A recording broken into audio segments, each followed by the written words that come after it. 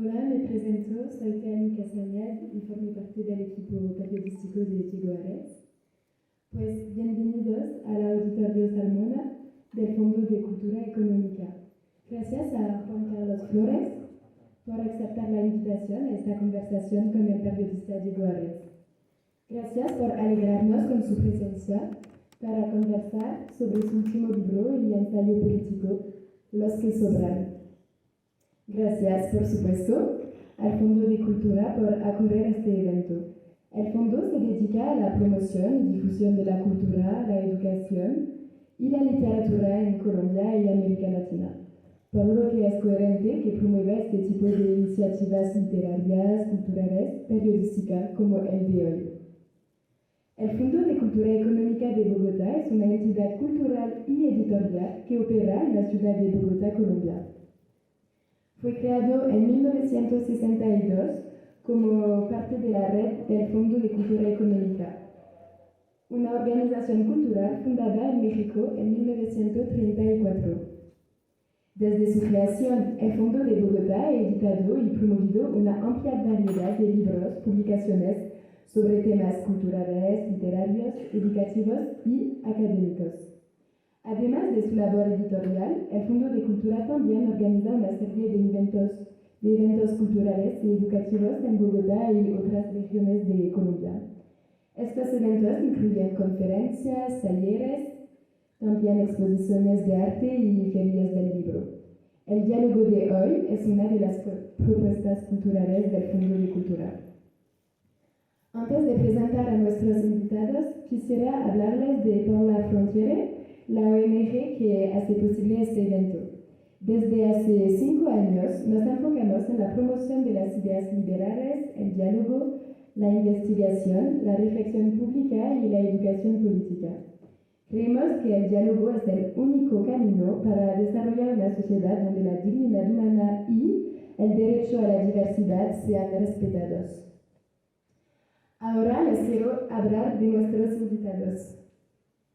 Juan Carlos Flores, historiador y político colombiano, ha trabajado en temas como la reforma constitucional, la protección de los derechos humanos, la lucha contra la corrupción, el fortalecimiento de la democracia y la participación ciudadana. También ha defendido los derechos de las minorías y abogado por la inclusión social y económica en Colombia. Lleva más de 2 décadas involucrando en la política colombiana. Además de asesorar a la Asamblea Nacional Constituyente en 1991, ha ocupado diversos cargos políticos y ha sido miembro de diferentes partidos políticos en Colombia. Ha sido concejal en Bogotá, miembro de la Asamblea Departamental de Cundinamarca y diputado en la Asamblea Nacional Constituyente. También ha trabajado como profesor universitario y ha publicado diferentes libros sobre temas políticos y sociales en Colombia.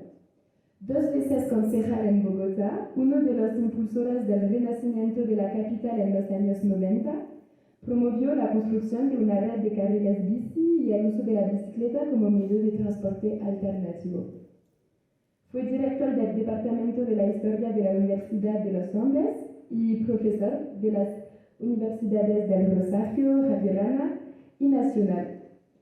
Ha dirigido también la sección de Bogotá de El Tiempo y la radio FM.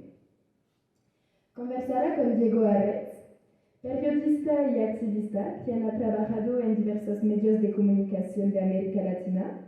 Su trabajo se centra en diferentes temas sociales, como su cobertura de la guerra contra las drogas en Colombia y la región, la crisis humanitaria en Venezuela, la migración en la región y la desigualdad.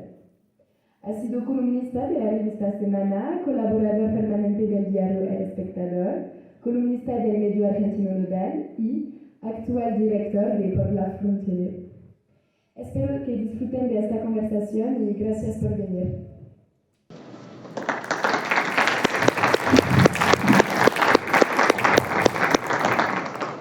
Muchas gracias, Juan Carlos Flores, por estar acá. Muchas gracias a las personas que asistieron hoy. El centro de Bogotá, sabemos lo complejo que es. Cuando llegué ni siquiera se podía entrar, había protestas. Gracias, por supuesto, al Fondo de Cultura que nos abre las puertas. Y bueno, este diálogo que realmente es un diálogo que yo siento que viene sucediendo durante un buen tiempo. La última vez que hablé con Juan Carlos fue al frente de la Universidad de los Andes. Estábamos en la salida de la pandemia, todavía no se podía encontrar uno en un lugar cerrado. Hicimos una entrevista al aire libre justo en ese parque al frente de Artesanías de Colombia. Y yo quiero empezar esta conversación con una imagen para hablar de la pertinencia de este ensayo, los que sobran, la pertinencia en este momento. Yo quiero que esta imagen de las marchas en París en este momento, la juventud y las personas en París saliendo a pedir un cambio y sobre todo exigir un derecho que al parecer pues todavía hay muchas discusiones sobre ese derecho. Empezar esta conversación, Juan Carlos, sobre eso, hoy, los que sobran hoy, después de que llegó el presidente Gustavo Petro, después de que sucedió todo ese estallido y que ya vemos una transformación, pero ¿qué tipo de transformación, no? Y esto también está sucediendo en Francia y que seguramente se va a replicar en muchas latitudes. ¿Qué significa, como digamos, tejiéndolo después del ensayo de tu libro? Bien, mi gracia es una... Hay que prenderlo. Esto no... A ver si... Ahora sí. No, ahora sí. Muy buenas noches a todas y todos. Yo pediría que dejásemos abierta la puerta porque alguien puede llegar y decir no hubo este evento. Lo que pasa es que hay música. Sí, yo lo entiendo, pero lo invitamos a hacerse más adelante, sí, porque comprenderá que venir hoy desde sitios muy lejanos de Bogotá y uno siente y dice miércoles y se atravesé la ciudad y no hubo el evento. Entonces lo invitamos a sentarse acá y no, el ruido le molestará mucho menos. Bien, antes una aclaración, no he sido diputado por Cundinamarca, no quiero apropiarme de un trabajo que no he hecho, ahora que tanta gente se apropia de lo que no ha hecho en la vida, y no fui miembro de la Asamblea Constituyente. Era un culicagao, como decían las abuelas antes, y muy joven me sorprendió el ser nominado para asesor de la Constituyente. Había participado en uno de los muchos movimientos que hubo. Después se volvió como una suerte de título nobiliario. Fui parte de la séptima papeleta y eso nunca fue como una organización centralizada, no había como un grupo que controlase eso. Pero esa fue una experiencia extraordinaria y creo que fue el momento en que yo tuve la posibilidad de acercarme a una Colombia de muchas facetas que no había conocido, ni en el colegio, ni en la universidad no, porque no la hice en Colombia. Ver allí en ese momento personas tan distintas, tremendamente distintas, provenientes de tan diversos grupos sociales, algunas proveniendo del mundo de los privilegios más antiguo de Colombia,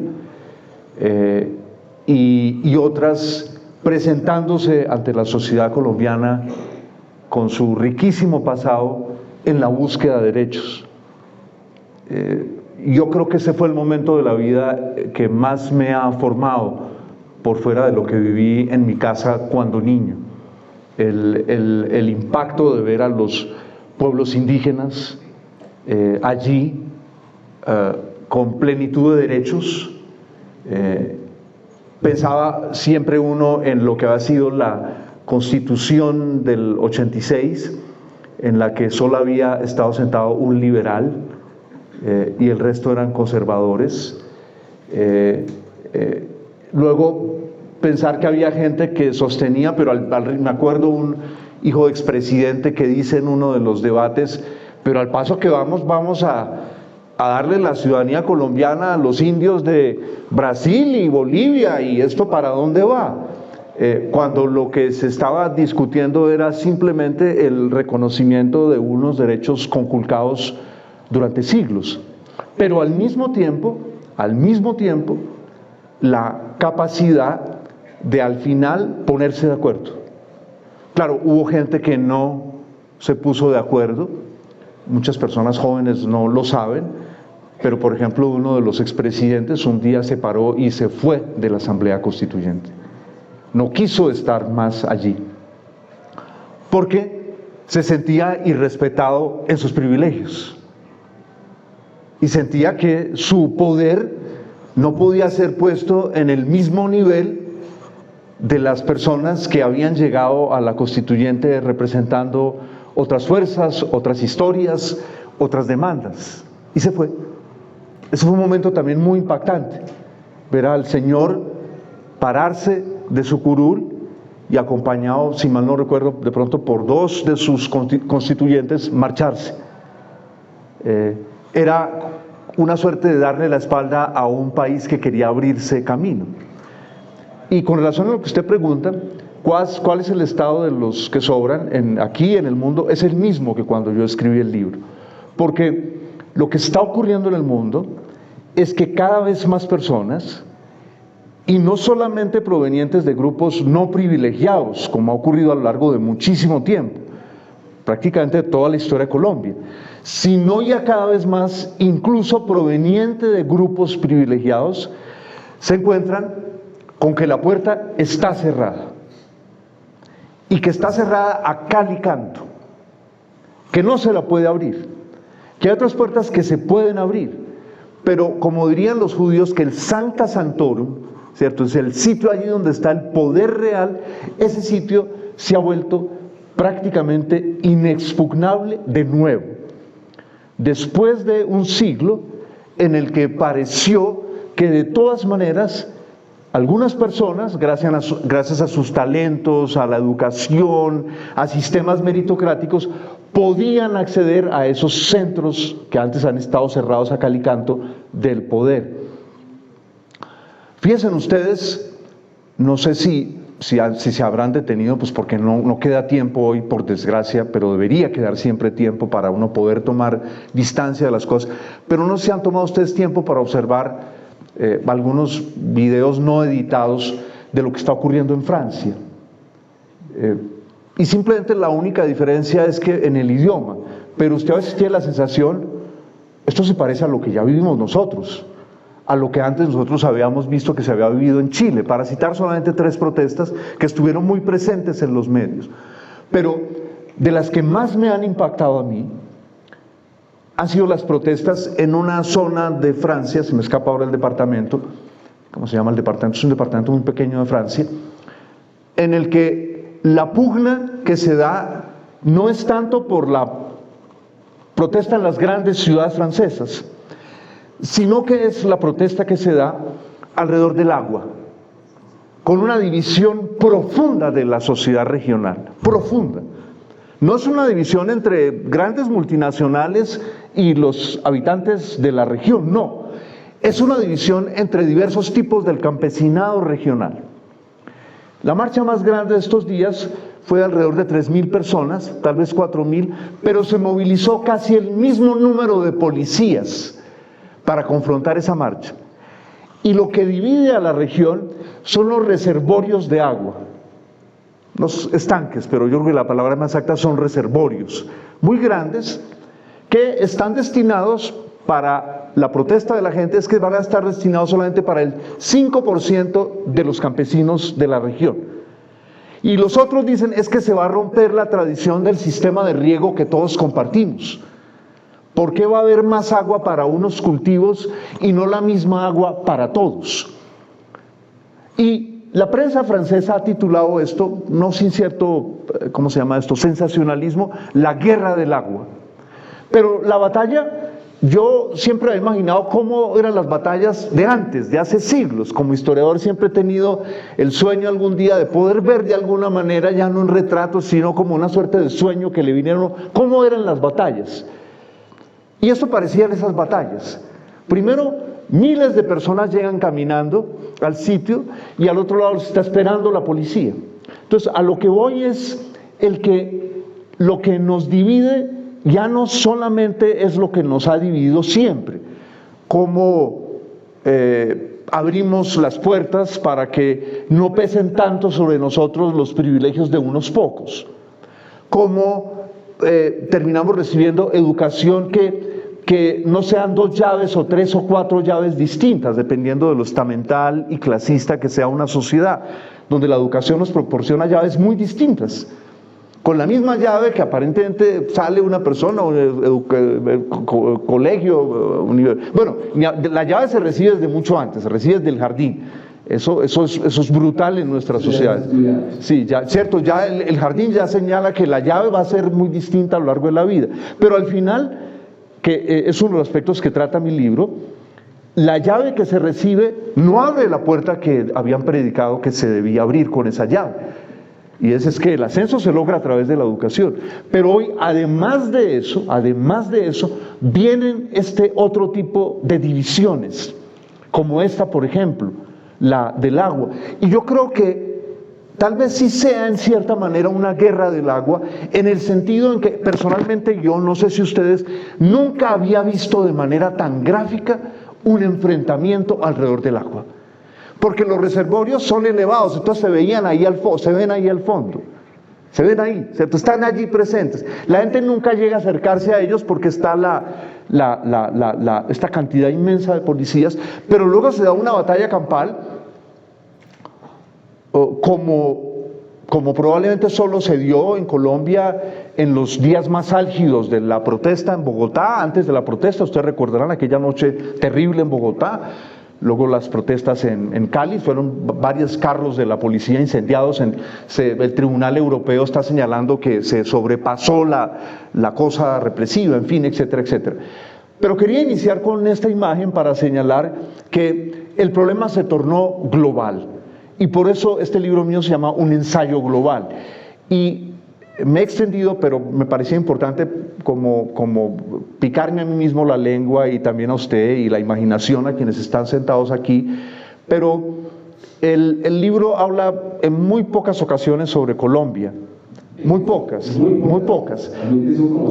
Sí, porque en Colombia llevamos tantas décadas mirándonos en nuestro propio ombligo, que a mí me pareció muy importante que nosotros volviéramos a sentir que somos parte del mundo y que algunos problemas aquí son compartidos con el mundo y que la solución no solamente la vamos a encontrar aquí, sino la vamos a encontrar en compañía del mundo. Y eso de alguna manera lo aprendí hace muchos años de un gran sinólogo francés que se llama François Julian, que en su juventud, en los años 70, recién abierta la China de Mao, fue a estudiar a Pekín y aprendió chino muy joven. Y él dice que toda su obra, donde aparentemente estudia China, realmente es un esfuerzo por entender a Occidente. Y a mí me gustó mucho esa idea de él, de que cuando uno va a algo que parece completamente distinto, uno realmente se está buscando a sí mismo. Entonces, a través de este libro yo trato de buscar también a Colombia y de pensar, porque es muy difícil que nosotros encontremos resolución a nuestros problemas solo cocinándonos en nuestra propia salsa. Alguna vez leí un texto muy antiguo del Japón en el que se decía que la cultura japonesa, y aquí veo por allá un amigo que creció en medio de la cultura japonesa, de niño estuvo por allá, creció allá, que la cultura japonesa, que era una cultura muy áspera, muy dura hace 1000 años, muy dura, me decía este japonés, había sido transformada porque le había sido injertado algo en el finales del primer milenio de nuestra era. Y me decía, y eso que le fue injertado fue el budismo chino. Y eso transformó a la sociedad japonesa. ¿Sí? No dejó de ser lo que ella era, me decía, pero esto le dio otro sabor. Le quitó un cierto sabor muy amargo, muy áspero. Entonces, yo creo que estos encuentros con otras culturas, con otros problemas, con la forma de resolverlos, son injertos que no dejan que nosotros dejemos de ser, pero que tal vez nos quiten cierta asperidad, cierta rudeza, cierta incapacidad a veces de comprender al otro, que nos afecta mucho como sociedad. Alguna vez lo escuchaba hablar de la inutilidad de la política, y la inutilidad de la política lo conecto en esas protestas de hace ya 1 año y medio estábamos con unos colegas periodistas en UNE y le preguntamos a una pelada de 19, 18 años, le preguntamos, ¿usted qué le quiere decir al país? ¿Qué le quiere decir? Y ella dijo, yo voté por Claudia López. Primero que dijo, yo voté por Claudia López y me siento traicionada. Esas fueron sus palabras. Hace 8 meses, justo los días en que se posicionó el presidente, había pues en estas, digamos, demostraciones de apoyo popular, hubo un muchacho con una pancarta que me llamó mucho la atención que decía, no nos fallen. Su cartón, su pancarta decía, no nos fallen. Y ahora, frente a eso, frente a cómo la política parece no estar resolviendo, parece no estar haciendo a las personas, y especialmente a esa generación, usted que ha vivido, digamos, las dos, y vive hoy las dos esferas del proceso político, ¿cómo lee esto? ¿Por qué las instituciones parecen no suplir, no llegar a la gente y parece que los cambios no son el mecanismo? La gente siente que la misma política no parece ser el mecanismo. Hay que cuidarse mucho uno puede hacer a veces, seguramente yo hice esa afirmación, pero esa es una afirmación de un momento, luego la vida sigue evolucionando. La ley de la vida es el cambio continuo. Hoy tenemos una política que se ha vuelto a sí misma inútil en extremo. Eso es una verdad, claro, eso y lo podemos corroborar en muchos lugares del mundo, no solamente en Colombia. Pero eso no significa que la política se reduzca a ello. ¿Qué es lo que ha ocurrido a lo largo de los últimos 40, 50 años? Que en Colombia tiene sus peculiaridades, en cada lado eso tiene sus peculiaridades. En Francia, la peculiaridad radica en el hecho que lo que se presentaba ante la sociedad como distinto, entonces que este es socialdemocracia y que este es derecha y que este es ultraderecha, terminó siendo prácticamente una misma cosa. Es decir, un consenso frente al predominio de lo que yo denomino en este ensayo el billonariato. El billonariato es un fenómeno del capitalismo tardío. El billonariato es un grupo que es mucho menos del 1% de la sociedad mundial y que concentra ya en sus manos casi el 65% de la riqueza. Y si se desagrega eso por países, esa concentración puede ser mucho más alta. Pero en promedio en el mundo ya es más del alrededor del 65% de la riqueza. Una concentración así no se daba probablemente desde antes de la Primera Guerra Mundial.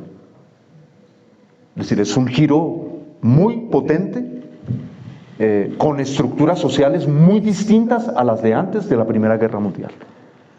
Y eso es lo que está suscitando este descontento masivo global, porque hay mucha gente capaz de interpretar lo que está ocurriendo. Y eso va también frente a las castas políticas, porque la casta política funcionó de una manera cuando no era mucha la gente capaz de interpretar lo que estaba ocurriendo. La gente dice que la información es poder, eso no es verdad. La información no es poder. Cuando la gente dice, pero es que, ¿cómo no nos enteramos de ello? Yo le digo, pues no nos enteramos de ello porque de pronto usted no se interesó. Es decir, hablando con personas que tienen herramientas para interesarse, ¿cierto? Y tiempo para interesarse. Es que usted no se interesó, porque las cosas siempre se saben. Cuando la gente dice, pero ¿cómo en Colombia ocurrió tal cosa? Y yo le digo, pero ¿cómo no? Mire, el otro día alguien me decía, pero ¿cómo tal cosa no fue posible? Y le digo, mira, antes de que existieran todas estas cosas que llaman ahora la JEP, todos estos tribunales, comisiones de la verdad muy importantes, existía una cosa que se llamaba otro tipo de justicia. Y un señor magistrado de Medellín dijo respecto de un importantísimo político colombiano muy importante, en un fallo de ese tribunal, fallo del tribunal, no en una nota de pie de página, fallo del tribunal, que este señor le pidió a sus colegas que se lo enviaran a la Corte Suprema de Justicia para que iniciara las investigaciones de rigor. Y este señor resumió todo lo que contenía su fallo en una metáfora. Dijo, no entiendo cómo esta persona haya podido meterse en la piscina, en este caso del paramilitarismo, sin haberse mojado. Y esto se produjo hace muchos años, y ahí está. Pero simplemente unos sistemas, unos mecanismos no hacen el trabajo que se debe. Entonces, mezclo estas dos cosas. Esa concentración inusitada de riqueza, que a lo largo de los últimos 40, 50 años ha moldeado a la política, ha moldeado a lo que en su momento fueron los medios masivos de comunicación. Ese rol de comunicación ha prácticamente ya desaparecido, se han convertido en medios de propaganda. ¿Eso qué significa? Que si acudo a ellos, no puedo entender lo que está ocurriendo. ¿Cierto? Si yo acudo, cuando yo era niño, pues yo crecí oyendo a mi alrededor que la prensa anglosajona era la mejor prensa del mundo.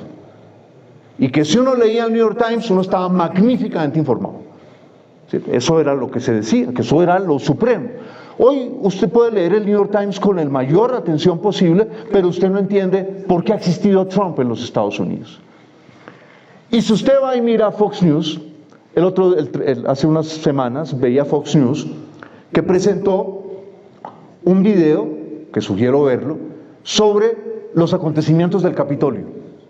Y el video es extraordinario, porque en ese video, que está además hecho con videos internos del Capitolio, se muestra que una persona que el resto de los medios presentaron como uno de los terroristas blancos que llegó ese día, supremacistas, que llegó ese día al Capitolio, al que le dieron el título de chamán, para que ustedes lo recuerden rápidamente, que tenía un gorro como de, no sé, de cuervo, globo, ¿no? Una cosa pues muy interesante en la cabeza. Yo nunca entendí exactamente qué animal era el que él tenía en la cabeza.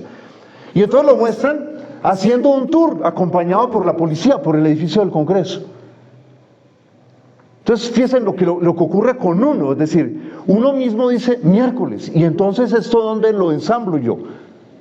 Teniendo todas las prevenciones posibles hacia esa información. Entonces vuelvo a la política. Entonces, ¿qué es lo que ocurre con la política? La política que hizo frente a ese moldeamiento que está haciendo con el mundo esta minoría. La política, en sus mejores momentos, ¿qué fue? La política del siglo XX. La política del siglo XX en sus mejores momentos fue un instrumento de mediación. Entonces, las fuerzas empresariales se han fortalecido mucho y se han deteriorado los derechos de las masas trabajadoras. Entonces la política se movía hacia el lado del reformismo. Y producía grandes, medianas o pequeñas reformas. En Estados Unidos hay una movida, hay tres grandes movidas en el siglo XX a favor del reformismo. La primera es la época progresista, que tiene como su gran protagonista al primer Roosevelt presidente. Eso es una época de reformas muy importantes, que tienen como objetivo el que los trabajadores de Estados Unidos puedan disfrutar de lo que producen, que lo que producen también lo puedan tener ellos. La segunda gran movida viene con el crack del 29 y viene con otra aristócrata de la costa este. Ojo a eso, que es bien importante. Estos son políticos aristócratas de la costa este. Otro Roosevelt.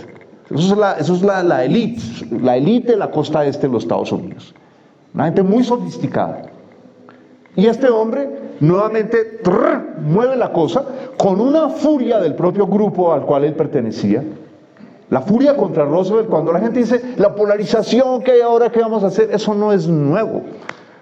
La polarización se da cada vez que las sociedades necesitan encontrar un camino para una cosa que las agobia y no sabemos dónde está la salida.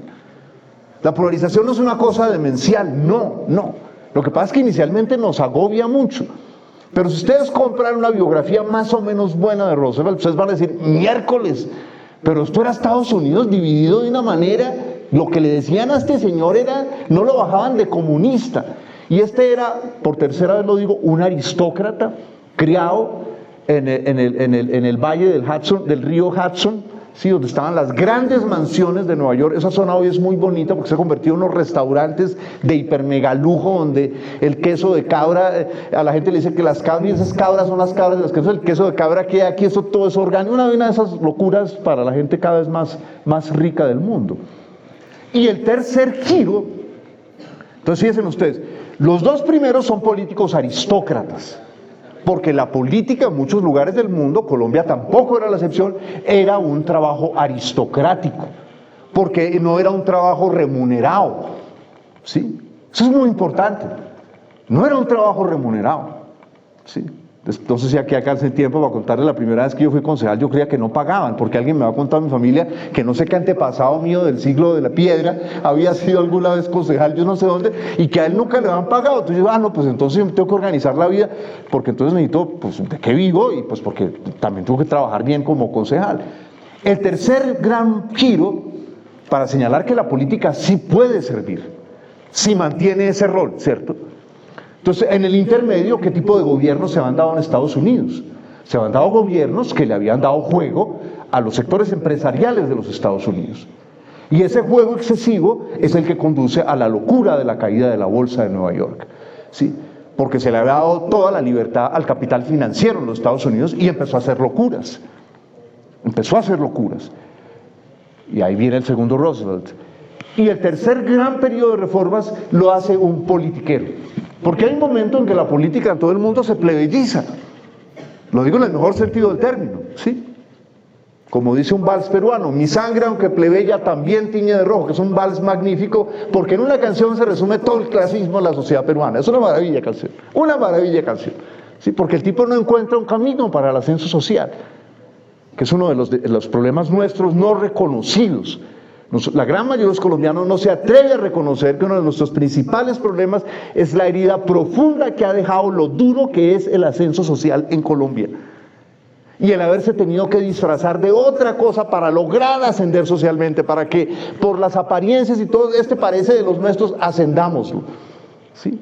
Eso es un lío que Colombia aún no ha resuelto, que haya ascenso social masivo, que la gente no tenga que blanquearse a la fuerza. Es una cosa que en Colombia, de hecho en Colombia no conozco un libro sobre el blanqueo, que planteara como una parte de Colombia ha tenido que blanquearse a lo largo de esa historia. Sí, pero ese no es tan interesante como ese, porque ese lo padece hoy todo el mundo, ¿sí? Holanda, su principal problema es que se ha convertido en un sitio de blanqueo de dinero del narcotráfico. Y las mafias en Holanda han crecido de tal manera que en los últimos meses tuvieron que tener guardada a la princesa heredera del trono de Holanda porque las mafias del narcotráfico la habían amenazado. Fíjense lo importante que es mirar al mundo. Para no decir, no, es que esta cosa del narcotráfico es Colombia, es la cultura, es que todos los bandidos. No, el narcotráfico se da allí donde se puede hacer el negocio, ¿sí? Si la coca se pudiera sembrar en Estados Unidos, ya estaría legalizada en muchos estados de los Estados Unidos. Pero termino con esto, para señalar que la política sí puede ser importante. Ya está en la, ¿cómo llamarlo?, en la capacidad de cada uno de ustedes, ¿cierto?, en la que cada uno la tiene, de pensar, entonces, ¿cuál es esa política útil? Porque no es el objetivo de esta conversación, no hay una cosa práctica, no, es reflexionar sobre la esencia de la política. El tercer momento, entonces, es un político plebeyo. Es Johnson, un politiquero. Si dijéramos en Colombia, Johnson era un politiquero, ¿sí? Sí, un politiquero que se hizo de una familia blanca, humilde, creció en una zona donde también vivían inmigrantes latinos, ¿sí?, o mexicanos raizales de los Estados Unidos, esos que quedaron dentro de Estados Unidos, cuando Estados Unidos se tomó esa zona, cuando derrotó al general Santana, Estados Unidos apoderó todo eso. Y este politiquero, y me extiendo en estos ejemplos para fundamentar, ¿cierto?, cómo puede ser de útil la política cuando no pierde el político de su sentido, que es ser mediador. Este politiquero, ustedes saben cómo llega al poder. Llega al poder ese día en que en Dallas, en una emboscada, a plena luz del sol, es asesinado el presidente de los Estados Unidos. En una emboscada. ¿Qué significa una emboscada? ¿Cierto? Que le dispararon desde diversos lados, ¿cierto? Fue emboscado a plena luz del día. Y este señor, que no iba a ir en el tiquete, como dicen en Estados Unidos, nuevamente de vicepresidente, porque el hermano de Kennedy que era un tipo muy interesante, pero muy arrogante, lo detestaba porque le parecía un tipo súper ordinario, un texano súper ordinario, esto es imposible que este tipo sea vicepresidente de los Estados Unidos, y menospreciaba la habilidad inmensa, una habilidad que hoy vemos en Colombia, cuánta falta hace cuando se requiere para hacer reformas de verdad. Tuvo una habilidad inmensa para tramitar leyes en el Congreso de los Estados Unidos. Claro, a la manera en que se transmitan muchas leyes en los congresos del mundo. Una manera muy fregada, bien, muy fregada. Uno de los principales dueños de medios de comunicación de Estados Unidos, Henry Luce, tenía ese día sobre su mesa, el día en que matan a Kennedy, tenía para decidir en qué momento se publicaba en la revista más popular que había en Estados Unidos, la revista Life, que se traducía al castellano también,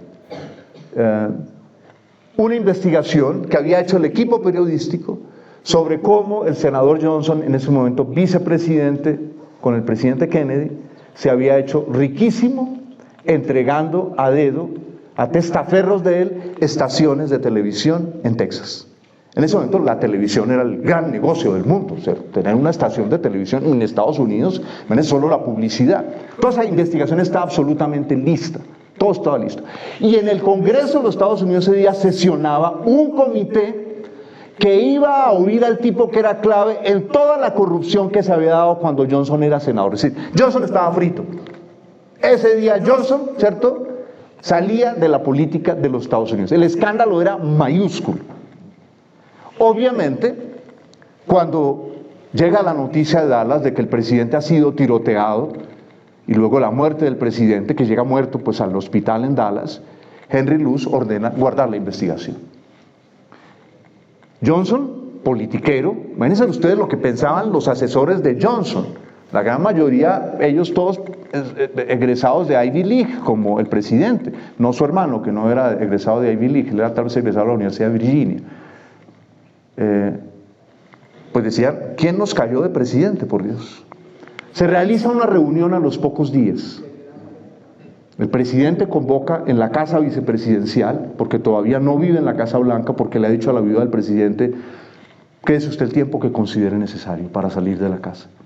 Yo no necesito trasladarme a la Casa Blanca.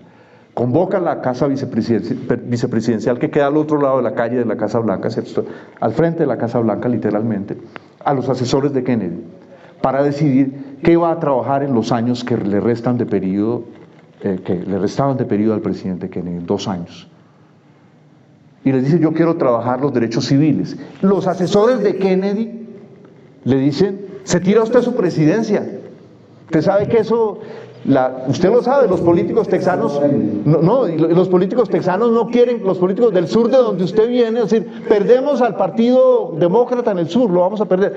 Esto no son anécdotas que cuento, esto está contado por el gran biógrafo del que tal vez yo lo cito en el libro, de político de los Estados Unidos de la segunda mitad del siglo XX, que es Caro, que tiene una biografía de 4 tomos sobre Johnson, la última salió el año pasado, es donde se cuenta esto. Y él les dice, entonces, ¿para qué es la presidencia? Les dice Johnson, entonces, ¿para qué es la presidencia? Me importa un pepino lo que ustedes opinen como asesor. No vale la pena que yo sea presidente si yo no soy capaz de sacar la ley de derechos civiles que Kennedy no había logrado sacar. La ley de derechos civiles es la que incrementó los derechos de la población negra. Johnson, ese politiquero, ojo a eso, ojo a eso. Entonces el asunto no es que el político sea politiquero, fíjense, nada, por eso me detuve, me excusan una anécdota, unos aristócratas nacidos, ¿cierto?, en apellido prestigiosísimo, de origen holandés, todo ese tipo de cosas, gentes ricas de Boston, ¿sí? Y un politiquero texano, y es el periodo de mayores reformas sociales en la historia de los Estados Unidos. Obama, que es una creación mediática muy potente, Obama no hizo ni un 10% de las reformas que hizo Johnson. Claro, luego Johnson entra a la historia como el hombre que agravó la guerra de Vietnam, pero hay que ser justos también, él recibió la guerra de Vietnam de Kennedy. Entonces, yo creo que queda ahí una reflexión. ¿Puede ser útil la política? Sí, pero siempre y cuando los políticos sean intermediadores. Cuando se destruye el rol de intermediador, la política se vuelve inútil, porque la política se vuelve una construcción de asesores, de expertos en todo tipo de cosas, que castran la política, porque lo que les interesa es vender a alguien, no importa que haya que engañar a la gente. El otro día me dijo un señor que entiendo que es muy célebre, ¿cómo se llama? Esos tecnólogo político, estratega, pero esa palabra no es adecuada. El estratega en Grecia se jugaba el pellejo, ¿sí? El estratega en Grecia era el que frente a la asamblea respondía por la operación militar que había que realizar. Y si perdía, pues lo castigaba la asamblea, y lo podía castigar durísimo, durísimo lo podía castigar. Entonces uno de estos estrategas me decía, no, mire, esto es una maravilla tal presidente de América Latina, de otro país de América Latina. Ese presidente tiene hoy 60 y pico % en las encuestas. Y yo le digo, pero no ha hecho nada ese señor. No ha hecho nada. Entonces es una estafa. Le venden todos los días a la gente una mentira. Sí, pero tiene 60 y pico % en las encuestas. Entonces esa es la política que yo considero inútil. Ganan, pero por eso después no son capaces de cumplir. Porque esa política no tiene independencia para hacer.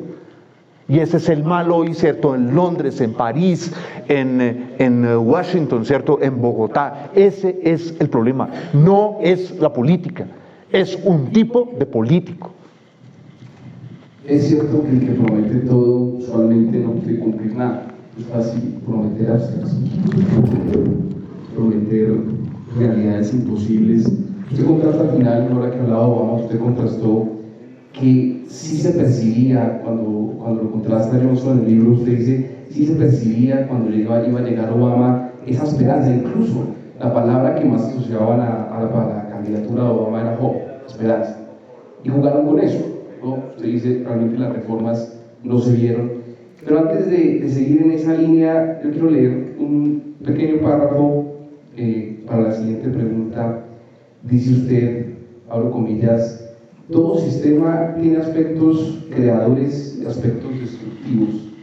Cuando un sistema funciona bien, los aspectos creadores se imponen sobre el lado destructivo. Pero en las últimas décadas los aspectos destructivos han ahogado el potencial creador que el capitalismo tuvo en sus mejores momentos. La catástrofe de los opiáceos, el calentamiento global, el parón de la globalización por el COVID-19 son pruebas fehacientes de que el capitalismo global está incubando un gigantesco Chernobyl, un holocausto planetario, cierro comillas.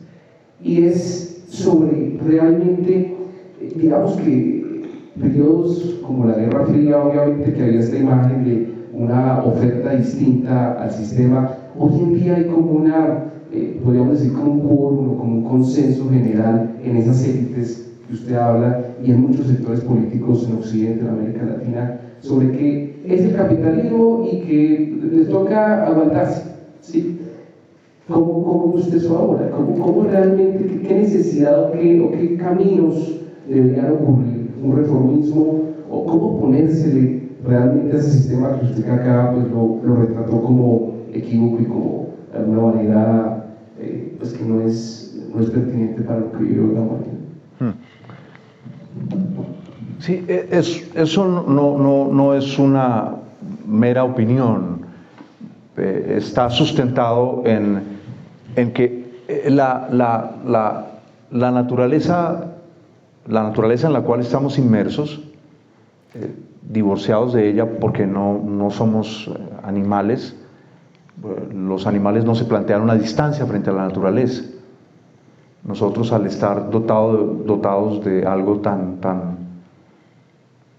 difícil de definir como es la conciencia, tenemos un divorcio con la naturaleza. No podemos ser una con ello, uno o una con la naturaleza.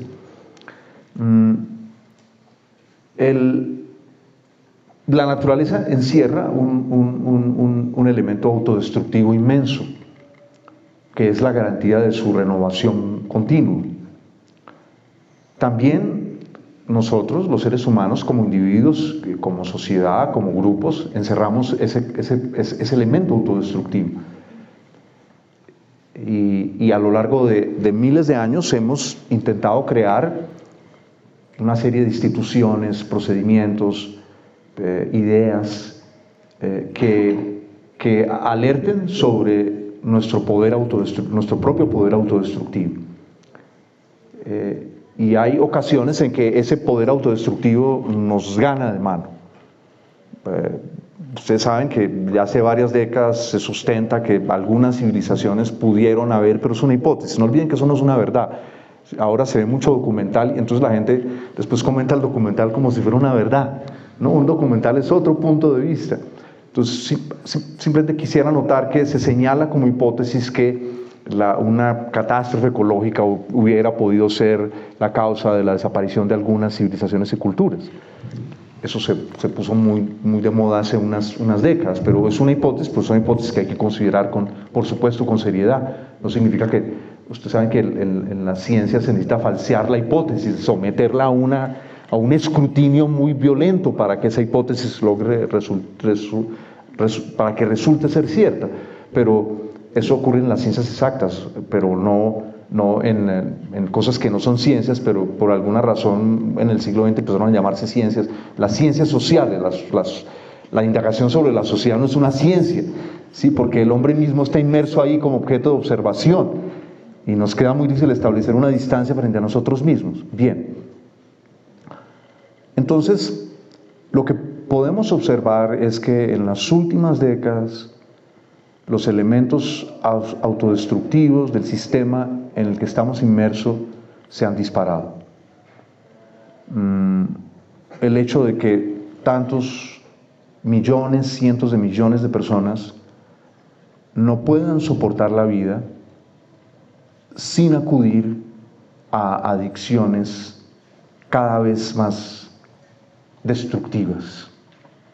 Voy a empezar por el final, de las drogas, que es un tema al que le dedico suprema atención porque refleja ese poder autodestructivo. La droga que es hoy más pavorosa en Estados Unidos es el Tranq. El Tranq apareció usado como droga por humanos. Él ya existía como una droga que conocían y conocen los veterinarios, porque es un analgésico. ¿Cómo es lo que se utiliza cuando le operan a una persona? Eso se llama una anestesia, es una suerte de anestesiante, anestésico, gracias. Es una suerte de anestésico que se utiliza en grandes animales de gran tamaño, perros grandes y caballos. Y por primera vez es mencionada en algún momento en Puerto Rico, hará unos 20 años. Pero los efectos fueron tan espantosos que no se la volvió a usar, no se la volvió a encontrar, porque ella gangrena el cuerpo. Y entonces hay que amputarte los pies, las manos, las orejas. Esa droga es la que se está usando en Estados Unidos. ¿Por qué se la usa? Porque esa cosa, cuando se habla de que las drogas recreativas, eso terminó siendo una mentira. Ninguna droga puede ser recreativa porque ella genera adicción. Es decir, te esclaviza a ella. Entonces lo que se experimenta con las drogas cada vez más fuertes ya no da. Entonces es como tratar de cortarla para volver a experimentar eso. Entonces voy de adelante hacia atrás. Luego voy a hablar de Narcan. Cuando usted va hoy por una calle de una ciudad de Estados Unidos, algunos lo habrán experimentado, los que sean curiosos, no haya muerto la curiosidad en sus corazones y en sus almas y en sus mentes, de pronto dicen, ¿qué es lo que tiene el policía en el cinto? ¿No es una taser, una pistola eléctrica? Dice uno. ¿Qué es? Bueno, obviamente un norteamericano estadounidense explica rápidamente, eso es una droga que llamamos acá, le dice a uno la droga Lázaro, eso es Narcan, eso es ¿cómo se llama? Es el genérico, perdón, es el industrial, y eso sirve parece una pistola, tiene dos chuzos, pues, para llamarlo de alguna manera, que le mete a uno en la nariz. Cuando uno tiene sobredosis de opiáceos, se dispara y logran sacar a la persona del coma de la sobredosis de opiáceos, que es muy fuerte. Hoy los adictos y esta adicción de los opiáceos es fundamentalmente, ya se está trasladando a otras comunidades étnicas, pero es fundamentalmente de blancos y en muchas ocasiones de blancos de suburbios. No estamos hablando de las zonas pues, deprimidas de los Estados Unidos. Entonces, los adictos a los opiáceos que saben que tienen el riesgo de morir por sobredosis, desde los años 90 hasta acá han muerto 1 millón de personas en Estados Unidos, la mayoría hombres, jóvenes, blancos, de sobredosis de opiáceos. La sobredosis de opiáceos es la principal causa de muerte de hombres jóvenes en Estados Unidos. Entonces, algunos empezaron a descubrir que el Narcan era, por supuesto, una droga y que daba otra sensación. Entonces se juega a ir hasta la sobredosis para que alguien en la casa o alguien en la calle les dispare el Narcan. Sigamos retrocediendo. Fentanilo. Es entre 50 y 100%, 50 y 100 veces más fuerte que la heroína. Y es el que produce otro fenómeno que veo por allí un amigo que estudió en Berkeley, en la Universidad de Berkeley, universidad pública de los Estados Unidos y una de las grandes universidades del mundo. Las universidades públicas pueden ser muy buenas, como la Universidad Nacional de Colombia. Y usted ve estas personas que llaman ya en Estados Unidos los zombies, ¿sí? Hombres muy jóvenes que van así por la calle, del daño tan brutal que causa en el sistema nervioso el fentanilo, 50 a 100 veces más fuerte que la heroína. Y antes de eso estuvo la droga, que es la segunda epidemia creada por médicos en la historia de los Estados Unidos. No por Pablo Escobar, no por el Chapo o los traficantes de no sé dónde, Afganistán, pues estoy exagerando, pero pues Afganistán es un productor de amapola de miles de años.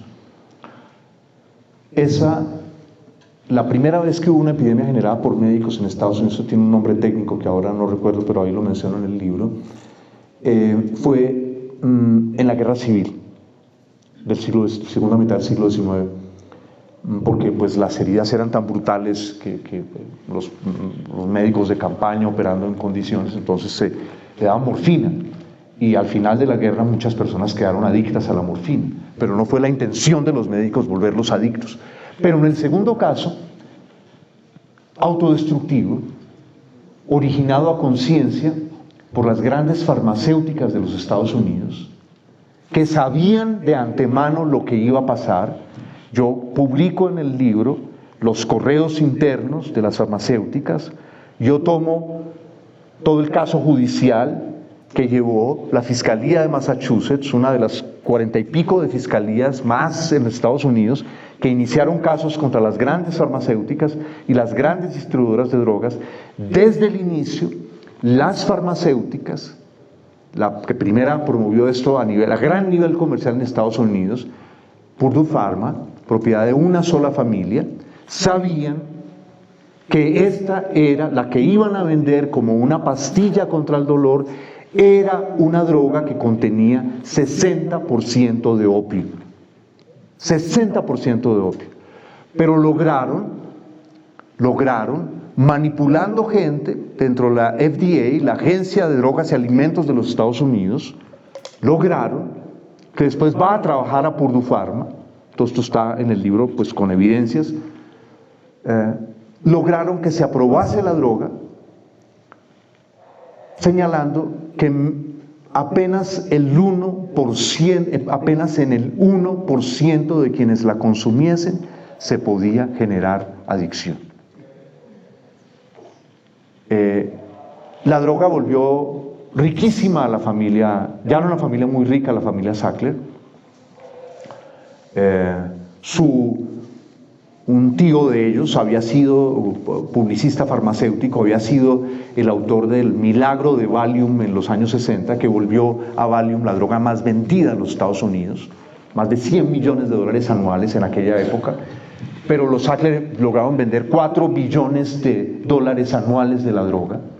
Solo subió a ser la 15ª familia más rica de los Estados Unidos, más rica que muchos países del mundo, y esto desató la epidemia de drogas a lo largo y ancho de los Estados Unidos. Entonces, este es un ejemplo de que se han roto los sellos que limitaban ese poder tan brutal, autodestructivo del capitalismo dentro del país que es el gran símbolo de la sociedad capitalista, uno de los más exitosos, la sociedad todavía más rica del planeta, una sociedad con cosas extraordinarias, universidades, museos, para señalar 2 aspectos, con una capacidad de innovar, con una capacidad de recibir a los talentos del mundo, y al mismo tiempo un sector hiperprivilegiado de los Estados Unidos desató una guerra del opio contra el pueblo de los Estados Unidos. Y frente a esto, ¿qué hizo la política de los Estados Unidos? Nada. Una cosa muy grave. La política de los Estados Unidos desató guerras contra las drogas en otros lugares del mundo. ¿Cuántos de los implicados en tamaño crímenes, que es 1 millón de personas muertas por sobredosis en Estados Unidos, con opiáceos? La situación fue tan grave que les tocó a las ciudades y a los estados demandar. No fue el Departamento de Justicia el que demandó, porque el Departamento de Justicia estaba cooptado por los Sacklers, como muestro yo ahí en un caso que ocurrió. Y esto contrasta con el siglo XIX, cuando los países centrales del capitalismo desataban guerras del opio en otros lados. La guerra del opio contra China, 2 guerras del opio para obligar a China a que consumiera opio. ¿Con qué objetivo? Con el objetivo de se le vendía el opio que producía el Imperio Británico en la India, o que contrabandeaban los holandeses desde otros lados, o los norteamericanos desde Turquía.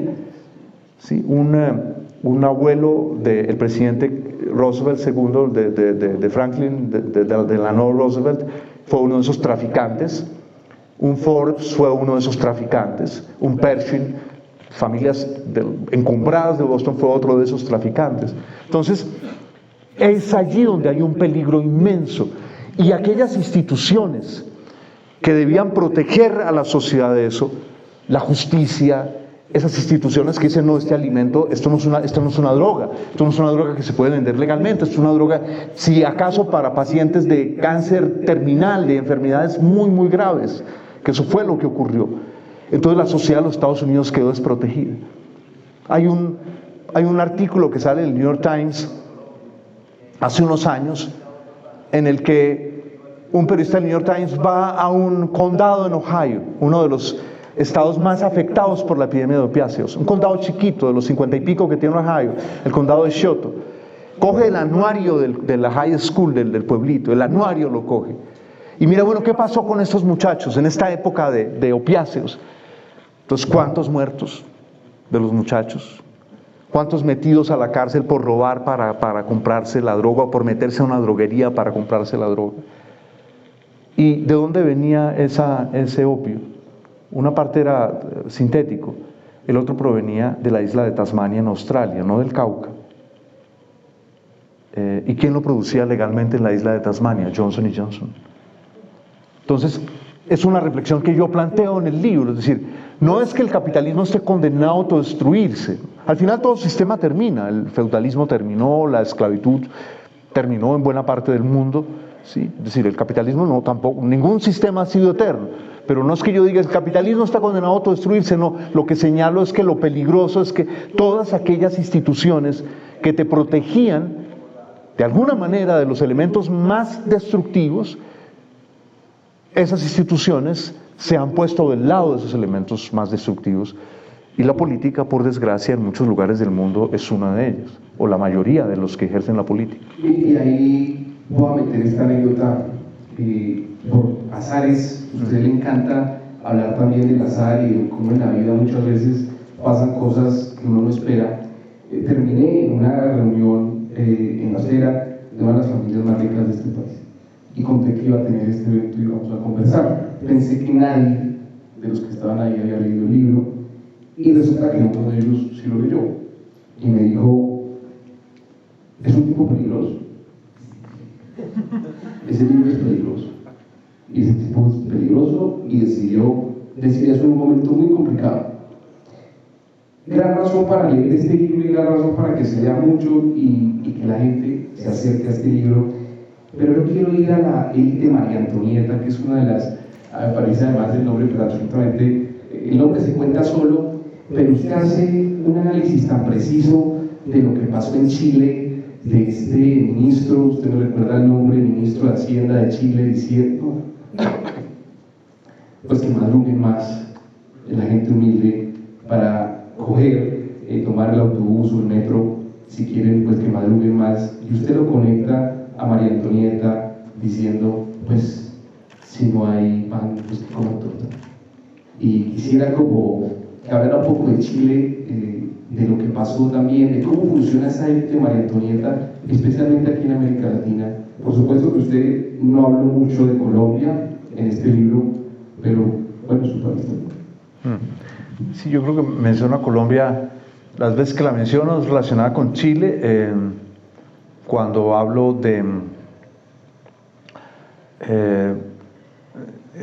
un billonario chileno, no de una familia tradicional chilena, vale la pena señalarlo, un hombre de todas maneras con un esfuerzo muy meritorio de vida, su padre un inmigrante palestino, este billonario chileno,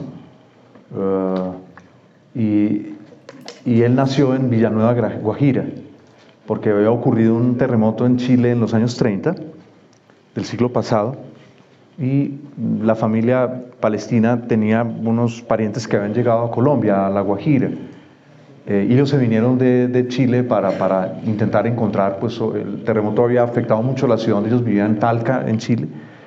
Ellos son, por el lado de la mamá, él es Bendec, tiene parientes todavía en Barranquilla, tiene primos en Barranquilla.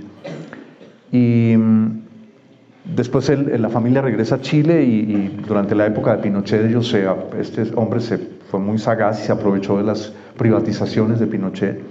Se hicieron con un banco muy importante a precio de saldo.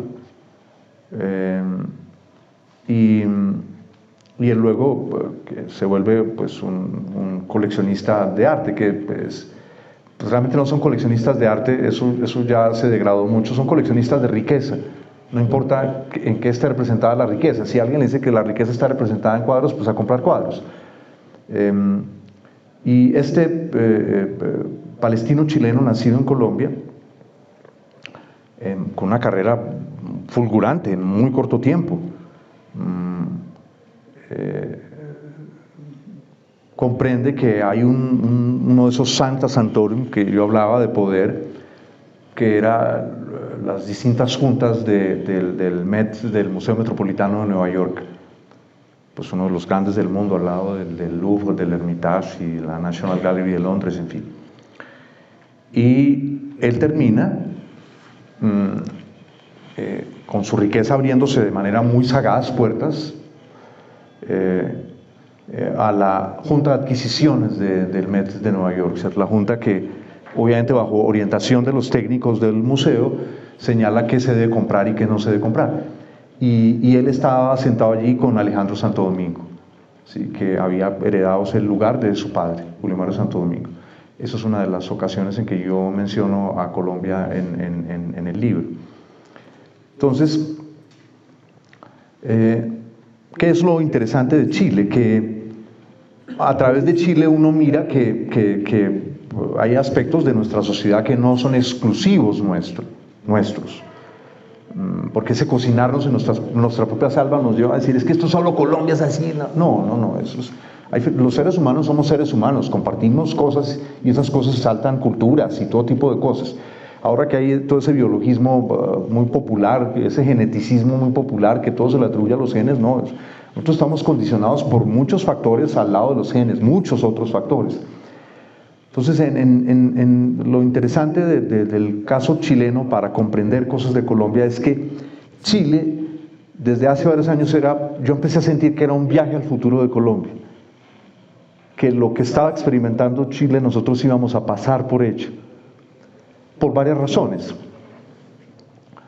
porque las reglas de juego económicas, las instituciones económicas que se experimentaron de manera más radical en Chile que en ningún otro lugar del mundo, porque había una dictadura allí, bajo la dirección la inspiración de los economistas neoclásicos que dominaban las principales cátedras en la Universidad de Chicago, a la que habían ido a estudiar jóvenes de clase media alta y alta chilenos desde los años 60, tuvieron allí un laboratorio que no tenían en otro lugar del mundo. Esa es la característica de Chile, muy interesante, polémica pero muy interesante para ese grupo. De manera que eso fue lo que luego se trajo a Colombia, desde los años 90. Entonces,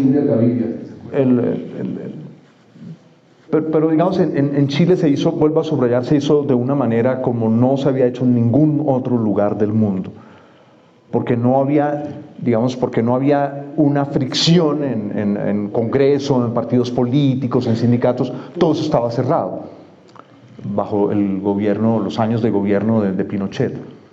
Entonces, Chile ensayó de manera muy radical la idea de que lo que debía, el pegamento que debía unir a los individuos debía ser, como creían estos economistas, exclusivamente el mercado, que otro tipo de relaciones eran innecesarias. Y entonces se hizo una promesa de prosperidad al conjunto de la sociedad chilena.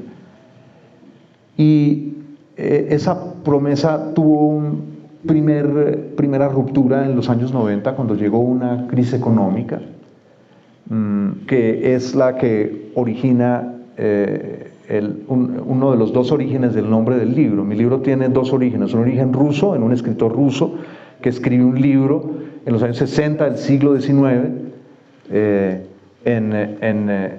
sobre el hombre que sobra, sobre los que sobran.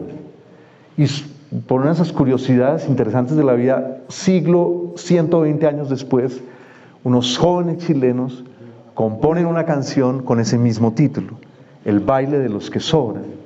Entonces el baile de los que sobran se corresponde con esa primera crisis del modelo que impulsaron los economistas neoclásicos en Chile. Y todo ese álbum de Los Prisioneros, que me lo trajo un amigo a mí desde Santiago, yo guardo ese cassette, me lo trajo. Nosotros teníamos un grupo de rock y un amigo chileno me lo trajo de allá a mis tías, porque habían dos antioqueños que tenían muchas tías, entonces ellos dijeron a mis tías. Y además la palabra amnistía está de moda en el mundo, pero era a mis tías, a las tías de ellos. Entonces, luego viene un renacer de esa promesa a la sociedad chilena. Un renacer, no, miren, vamos a hacer unas reformas, pero usted va a tener su cuenta de ahorro individual, va a tener su pensión, se va a abrir más posibilidades de educación, y la gente volvió a jugar ese juego, de que sí se iban a abrir unas puertas. Y claro, hubo cambios importantes, sin lugar a dudas.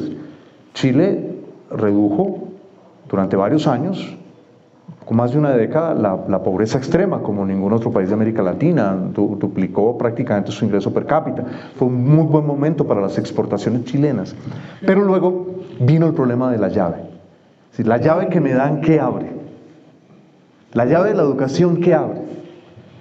Y resulta que la estructura central de la sociedad chilena no había sido transformada, todo lo contrario, ha sido fortalecida.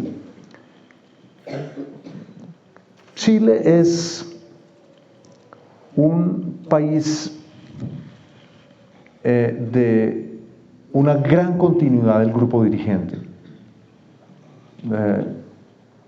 Chile son alrededor, esto no es una opinión, yo traigo ahí un estudio que lo hizo Naciones Unidas, ¿no?, sobre cuántos apellidos son los apellidos del poder en Chile. Son 70 apellidos, un poquito más, 70 apellidos.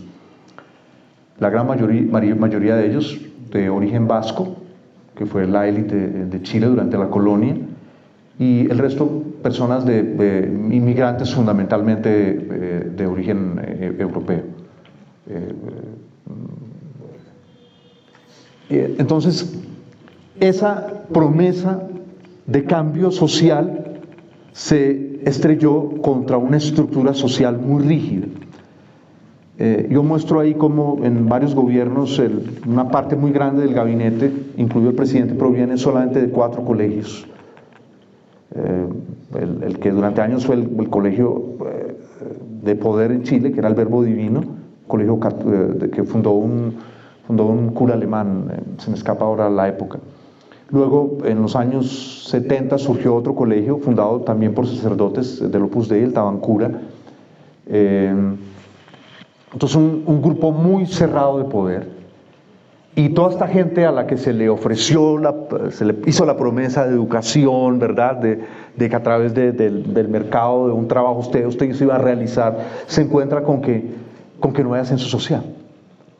Entonces, por ejemplo, en Chile, cuando un norteamericano hace un análisis de las juntas directivas, de quiénes las conforman, entonces gente de esos 70 apellidos, pero de un sector aún más reducidos apellidos, y egresados la mayoría con una profesión, lo que se llama en Chile ingeniería comercial, que es nuestra ingeniería industrial. Es curioso eso, como se le ponen nombres distintos en los países. Hace ingeniería comercial, y fundamentalmente esa ingeniería comercial había que ser egresado de la Universidad Católica de Chile. Entonces, por supuesto, por eso fue más largo, más complejo. Estoy reduciéndolo, estoy presentándolo de manera muy tranquila, ¿cierto?, para no prejuiciarlos a ustedes, pero produce una tensión social que se da en estallidos de hace 10 años, cuando fueron los estudiantes, lo que llamaban los pingüinos por los uniformes que tenían en los colegios públicos de Chile, y de ahí sale esa generación que luego termina gobernando Chile, luego se da en las protestas del año 19, fueron protestas de una violencia inmensa, con una destrucción de una parte del metro de Santiago, porque había una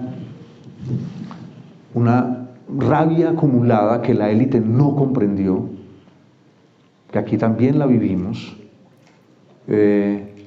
por el hecho que en algún momento en Chile deciden copiar el Transmilenio de Bogotá, porque lo vendía el Banco Mundial y brindaba los créditos para hacer ese tipo de sistema, brinda los créditos para hacer ese tipo de sistema. Y el sistema va a Chile y lo montan como Transantiago, pero hacen una cosa, pues yo fui una de las personas que intenté advertir cuando venían acá que eso iba para un problema gravísimo, porque era una cosa muy de personas que ya hace años o quizás nunca en su vida han usado el transporte público todos los días, y pensaban, esto hay que traer como el transporte público de los países desarrollados acá, ese orden, pero perdían de vista una cosa, y es que el orden de determinados países ha surgido de un largo proceso, que eso no fue implantado en un día cero, ¿cierto? Toda la intermodalidad del transporte británico, que muchos de ustedes conocen bien o la han visto, ¿cierto?, o han oído de ella, pues es resultado de siglos, ¿sí? El subterráneo más viejo del mundo, los trenes llamados de cercanías más antiguos, de los más antiguos del mundo, trenes para movilizar pasajeros, un sistema de commuting, sí, muy complejo, un tipo de buses, un tipo de taxis, sí, muchas cosas. Y entonces hace unos años decidieron que eso se podía hacer, como hicieron aquí con el sistema integrado de transporte, de un día para otro. Y eso reventó, el día en que eso se inauguró, eso reventó el metro de Santiago, que era un transporte muy querido por los santiaguinos. Lo reventó porque los nuevos buses no tenían la flexibilidad, eran feos, contaminantes, pero tenían una flexibilidad y eran más baratos, ¿sí? Y paraban, tenían una irracionalidad en aspectos, pero una racionalidad frente a las demandas de la gente. Entonces no hubo buses, eso fue la locura, eso fue un desastre. Y además no había mono de la pila al cual quejarse, porque el transporte en Santiago, como Santiago no tiene un solo alcalde, sino que tiene alcaldes por muchos lugares de la ciudad, eso lo decide el gobierno nacional. Entonces era una cosa del ministro de Transporte. Entonces era quejarse muy, muy arriba. Y a partir de entonces surgió un odio contra el transporte público de Santiago, que solo se asemeja a ese odio que se acumuló en Bogotá, muy fregado de manejar, contra el Transmilenio, que lleva hoy a que en algunas rutas de Transmilenio la evasión sea del 80%. Es decir, hoy hoy nos estamos gastando una plata que necesitaríamos para otras cosas. En los últimos, se me escapa en estos momentos, no puedo dar las cifras, pero digamos en los últimos 4 años y medio nos hemos gastado más de 3 billones de pesos en buscar plata de donde no la tenemos, que nos quita plata de otras cosas, para poder tapar ese hueco. Entonces, todo eso. ¿Y qué es el floreo de Llorente? Es la entrevista que usted señala. Una periodista chilena, Matilde tal vez se llama, se me escapa ahora el nombre de ella, de CNN, hay un CNN Chile, estaba entrevistando a un ministro no el de Hacienda, que es el del Poder, sino otro, el de Economía. Ahí cito el nombre de él, no quiero mencionarlo porque para ese hombre esa anécdota, pobrecito, resultó muy dura. Proveniente de este grupo social, ¿cierto? El papá de él había sido, por ejemplo, director del Mercurio, ¿cierto? Siempre le toca a los ministros de Hacienda, ¿no se acuerdan de los nuevos de Cartilla? Es como que los ministros... Porque los políticos le han transferido el poder a ellos, ¿sí? Es decir, los ministros de Hacienda tienen el poder que los políticos ya no asumen, ¿sí? Eso es muy importante, ¿sí? Es decir, por eso el peso hipertrofiado de los ministros de Hacienda, pero eso vuelve muy vulnerable la política, porque la política, ¿cierto? La economía se queda sin fusibles. Es que no olviden ustedes que la economía clásica, ¿cómo se llama? La economía clásica, la creada por Smith y Ricardo en Inglaterra, se llama economía política. Eso es una cosa muy importante. Se llama economía política. Bien, entonces ese ministro lo está entrevistando un día en la mañana, tal vez en la tarde, ya no me acuerdo, pero yo cuento ahí la hora, toda la cosa. Lo está entrevistando la periodista de CNN y viene una alza en el transporte de Santiago. Y la situación no estaba fácil en Chile, la economía venía con un nivel de crecimiento de 1%, es decir, prácticamente, literalmente al borde del estancamiento de la economía chilena. Es una economía exportadora muy grande. Y él le dice, pero si nos hemos inventado una cosa ahí de horas valle, simplemente que madruguen un más. Y él le dice, pero si es que ellos son los que ya madrugan. Ese fue un comentario, no fue un comentario HP del ministro, no, yo lo digo con sinceridad, no lo fue. Pero es el aislamiento de un grupo social de la vida del resto. El aislamiento, ¿cierto? El aislamiento estratosférico, es decir, no podía imaginarse cómo era la vida de la gente de los suburbios de Santiago, ¿sí? Cómo es esa vida de dura. Y por supuesto eso originó ese estallido que llevó ese asalto al metro, es decir, primero fue una colatón, ¿sí? Allá la colatón fue de unos días, aquí la colatón es de todos los días. No podemos abusar de este espacio y también quiero que las personas que vinieron hasta acá puedan preguntarle algo, ya casi cerrando, hablando de dos personajes de hoy, pues la alcaldesa de Bogotá, Claudia López, por el otro lado el presidente Petro, son dos personas que... Pero ellos no están en el libro. Ellos no están en el libro. No están en el libro, pero es que esto es una entrevista que hace publicar al espectador y necesitamos ponerle algo de... No, esto es una charla con... Sí. Pero se lo pregunto si está bien. Pues yo voy a ser muy sincero. Yo siempre trato de diferenciar cuando soy invitado a una conversación de un momento en que yo hago política que no la he hecho en los últimos años. Porque no me gusta porque a mí no me gustaría que me pasara que la gente piensa, me trajeron un gancho ciego a esto. Eso sí quisiera ser muy franco sobre eso. Entonces, yo podría opinar sobre aspectos que estamos viviendo todos, pero no centrarme en la personalidad ni de la alcaldesa ni del presidente. No quiero someterlos a una censura, ni más faltaba, pero siento que es mi deber porque la gente fue invitada a hacer una conversación en estos términos, ¿cierto? País, ciudad y el libro. Entonces podemos hablar de ciudad y país. Sí, yo por eso le hablé de la persona que lidera la ciudad y la persona que lidera el país. iba a preguntar, dejándolos... Pero fíjense que yo he hablado del mundo y muchas cosas sin necesidad de decir, es que no sé quién es un tal por cual, porque eso ya le corresponde a cada cual. Sí, pero déjeme preguntarle... No, hágale, pero sentí mi deber decírselo a los que están aquí esta noche. Sí, muy bien, está bien. Juan Carlos, ¿cómo estamos? ¿Cómo está? ¿Cómo se siente usted en el país en este momento? ¿Cómo estamos? ¿Cómo se siente usted en su ciudad en este momento? Sí. Yo sé que suena raro, pero yo tengo pudor. Sí. Yo sé que eso ya es una cosa que se perdió en el mundo, pero yo fui educado con pudor y aprecio esa cosa. Entonces, por eso la aclaración que hice antes. Sí, sé que eso es raro, ¿cierto? Mentiras, mucho pendejo es la bobada que está diciendo, pero yo fui educado así. Y eso me ha ayudado a sobrevivir a muchas cosas, a no deshumanizarme en la política. Sí, a no volverme un odiador en la política. Pero bien, yo soy optimista de nacimiento, así nací, no es un mérito, como hay personas que nacen con habilidad para las matemáticas o para los olores, ¿no? Los que diseñan perfumes son personas que siempre imagino cómo será el poder del olfato de una persona que diseña perfumes, ¿no? Nace con ese don. En el mundo, y Colombia no es la excepción y Bogotá tampoco, Diego, estamos en un momento en que la confrontación pasa por dentro de cada uno de nosotros. Yo sospecho que es una confrontación entre los elementos innovativos y los elementos arcaizantes que contiene nuestra naturaleza humana y lo que creamos como seres humanos. No hay un ser humano que sea completamente innovativo y no hay un ser humano que sea completamente arcaizante. Yo, por ejemplo, soy creyente, de manera que contengo en mí un elemento arcaizante, porque las religiones están en el origen del ser humano. ¿Sí?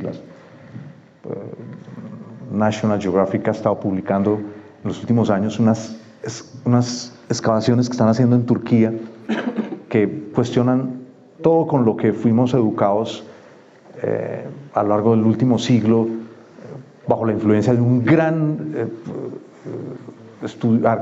arqueólogo y de origen tal vez australiano que se llamaba Gordon Childe, que estableció como un orden de cuándo había surgido el pensamiento complejo, incluido las religiones. ¿Sí? Tenían que ocurrir unos procesos materiales primero y después eso. Y esas excavaciones en Turquía señalan que no era el hombre sedentario todavía, no había domesticado los cereales y ya estaba en piedra tallando unas cosas de culto. Entonces todo esto va a que contenemos un lado arcaizante poderoso, pero a la vez ese lado innovativo, ¿sí? Que es también tan interesante el ser humano. Y hoy hay una confrontación, pero resulta que la confrontación fundamental está dentro de cada uno de nosotros. Y como uno no puede resolverlo porque eso no lo resuelve un individuo, ningún individuo tiene la capacidad de resolver eso. Hay cosas que no crea un solo individuo. Y voy a dar 2 ejemplos. La propuesta del siglo XIX de que había un proceso evolutivo no surgió en la mente de una sola persona. Al mismo tiempo, 2 ingleses les pasó por la cabeza. A 2 ingleses. Cuando Einstein estaba haciendo las matemáticas, Einstein no era un matemático genial, era otras cosas genial, pero como matemático no. Estaba haciendo las matemáticas de la teoría general de relatividad. Había un austríaco, David Hilbert, un gran matemático. No sé si a ustedes les gustan las matemáticas, pero hay un teorema del hotel infinito, que es un hotel buenísimo, porque llegan siempre huéspedes y siempre hay habitaciones. Es un juego matemático. Ese lo creó Hilbert. Al mismo tiempo Hilbert la estaba haciendo, y Hilbert fue tan caballero, tuvo tal pudor, que al final dijo, no, pues yo las he terminado, pero el genio es Einstein, ¿sí? Yo no me voy a atribuir esto, ¿sí? Hoy no habría ese pudor, hoy saldrían a pelear y a que le den los titulares, y decir, no, yo fui el que creí, no fue Einstein, sí fui yo. Entonces, Bogotá y el país no somos la excepción. Entonces, como uno no la puede resolver, uno la proyecta sobre otros, y entonces uno dice, el arcaico es usted, ¿sí? O usted es el tipo que quiere llevar el mundo a quién sabe qué locura, que mañana todos se puedan operar a no sé qué edad del sexo. Entonces, la vaina fregada es que lo que nos divide hoy se refiere a cosas en las cuales es muy difícil que nos pongamos de acuerdo, porque se trata de yo creo, no a mí me parece, sino si estudiamos, no es yo creo esto, porque casi cada discusión se convierte en una suerte de credo religioso. ¿Y cuáles han sido, en el caso de Occidente, para no irnos a la porra, cuáles han sido algunas de las guerras más largas y más duras de la historia de Occidente? Las guerras religiosas. Porque es sobre lo que estamos en desacuerdo, imagínense, son sobre cosas que son muy difíciles de precisar. Entonces, la política en el mundo atraviesa aguas extremadamente peligrosas. Extremadamente peligrosas. Además, porque el tiempo de reflexión de los políticos, ¿sí? Yo de aquí con Johnson di un ejemplo. Un politiquero se toma un tiempo para reflexionar. Se llama al equipo asesor de su antiguo jefe. Le dice, pensemos esto, ¿cuál es el camino que yo debo tomar? No, pues no debo arriesgar, pero este es el camino que yo creo. Pero hay una conversación sobre eso. No es una respuesta de inmediatez. Entonces, la inmediatez hoy conspira contra la capacidad de reflexionar, contra la densidad de las discusiones. Porque a lo largo de miles de años, las élites en el mundo tenían una información que era distinta de la que usted y yo tenemos. Una información que era distinta de la que usted y yo tenemos. Sabían algo distinto de nosotros, por otro sistema educativo, ¿sí? Porque trabajaban con personas de un conocimiento. Voy a dar un ejemplo de la política, para no dar el ejemplo de Colombia, pero la política colombiana se inspiró en eso, la política británica. Estaban los debates en el Parlamento, la prensa, el cuarto poder, ¿sí? Incidiendo sobre esto, sobre lo otro.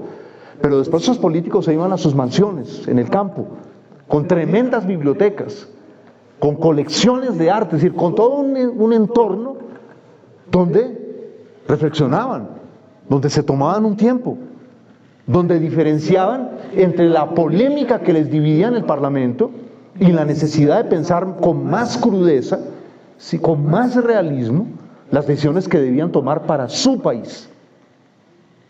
Entonces, el lío en Bogotá, muy serio, es que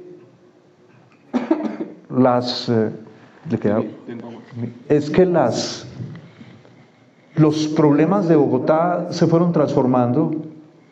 Yo, trabajando de concejal, lo advertí hace unos años. Le advertía a los que se interesan en Bogotá, cuidado, los problemas de Bogotá están pasando a ser problemas de baja complejidad, de mediana complejidad, de medio alta complejidad, casi todos a problemas de alta complejidad. Y uno no puede resolver problemas de alta complejidad con una mente centrada en lo pandito, en gustar el día a día, en producir. Entonces, si hoy la ciudad se levantó xenófoba, entonces Juan Carlos Flores a opinar xenófobo. Si hoy la gente tiene odio contra determinado político, entonces Juan Carlos Flores a metérsela toda con el odio contra ese determinado político. Porque no va a encontrar usted así una solución a las cosas que tiene frente a sí. Porque hay momentos en que el político tiene que atreverse a no gustar. Tiene que atreverse a no gustar. Eso tiene un costo. Pero en los momentos de crisis no hay otro camino. ¿Cuál es ese famoso discurso que pone a un tipo que sufría de depresión, que entonces el que no sabe lo que hay que tomar cuando se tiene una intensa vida social y muchas veces sin volverse necesariamente alcohólico? Entonces la gente le dice a uno, ¡ay, ese Churchill era racista! Sí, sin duda, tenía algo de racista, y era alcohólico, tomaba mucho, le digo yo. Yo le digo, mi abuelo se desayunaba con whisky a las 10 de la mañana y tuvo una vida muy exitosa, pero mi abuelo se tomaba un whisky a las 10 de la mañana. Sí, hay sociedades que aguantan cosas, ¿verdad? Entonces, ese señor, que si hubiera muerto en el año 39, hubiera muerto como un político fracasado, pero de pronto se encontró con su momento. Ese señor llega y se pronuncia un discurso en el año 40 diciendo: yo solo les puedo prometer, ustedes se lo saben todos, porque una película reciente, sangre, sudor y lágrimas. ¿Sí? Entonces, los problemas de Colombia, como de otros lugares del mundo, son muy serios, muy serios. ¿Sí? Ya no simplemente una división entre partidos, ya no simplemente me gusta esto o me gusta lo otro. Es decir, cualquier cosa que usted hoy asuma tiene un trasfondo muy complejo. Pero la política que tenemos hoy sobre la mesa no es capaz de producir respuestas complejas. No tiene esa capacidad. Porque depende demasiado de tengo que gustar. Depende demasiado de eso. O pensemos en los debates del Congreso. Debates complejos, claro que son complejos. La reforma a la salud, claro que es compleja. La reforma de las pensiones es una reforma hipercompleja. Crear un sistema mixto es un trabajo de filigrana.